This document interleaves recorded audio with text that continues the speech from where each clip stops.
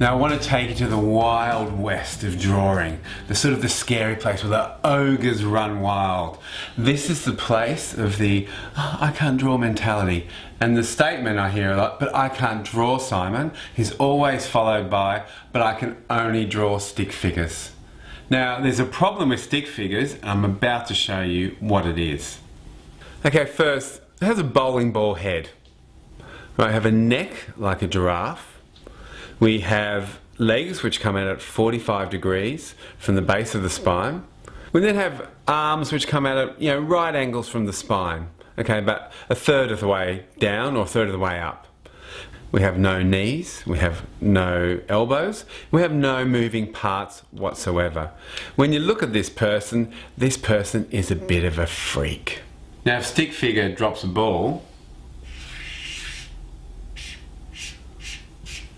you can't even pick it up. This person is entirely useless. I'm going to take you through the right way to think about a person's proportion and figure and scale. Get the basics right, and then you can start to create the people that you want. It's sort of pretty much using the same amount of lines as we do for stick person, but we're going to make this person look a whole lot better, and it's something that everyone can connect with and not look at Sticky and go, bit of a weirdo. Right, first thing you need to do is draw the head. Now look, I'm happy to stick with a bowling ball head, that's fine. You need to create some shoulders and you need to create some hips. Once you've done this, if you connect these, you have a torso. Now, a torso is the basis of every good human being. From there, we always give them really, really, really long legs. Always go really long. When you think you've got halfway there, double it. It's really important to remember, always start the legs from the corners of the torso. And then from the top corners of the torso, you add the arms. And remember, arms have elbows. So the elbows come about halfway down. And you can sort of make the arms do whatever you want.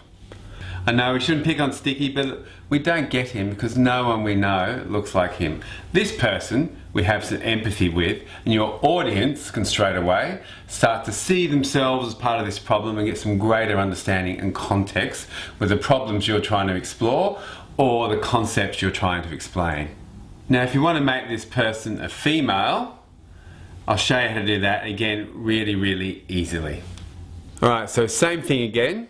Go with the bowling ball head, and we need to give some context that this person is female. And look, I appreciate it might sound a little sexist, but always go for a longer haircut or go for a ponytail at the back. It's just sort of some recognition that we seem to get our head around pretty quickly.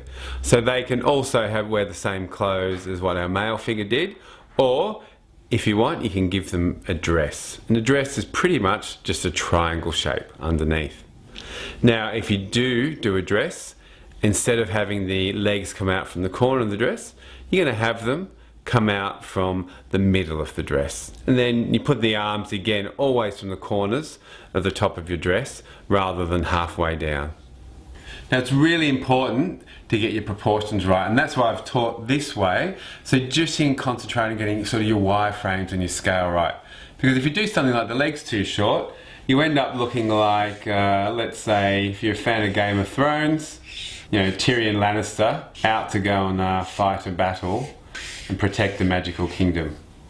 Now if you want to draw a baby, babies have really big heads, and just something like a star from that bigger body because their proportions are a little bit different. So get the proportions right. The beauty of using people is add some real context to your picture. And look, as I said, they're the hardest thing to draw, and if you can get these right and get the proportions right, you can pretty much start to draw anything. Now look, visual communication is a really, really powerful tool.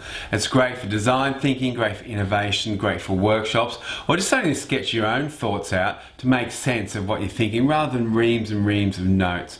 Notes is business as usual type thinking. When you start to visualize, you start to stretch your thinking, and it's a really powerful tool. I've given you the very, very basics you need to get started on this. But look, there's plenty more to come, but I hope you've enjoyed what you've got so far, and like anything, practice makes perfect. Keep the ogre silent and draw. If you hear the voice saying you cannot draw, by all means draw, and it will be silenced.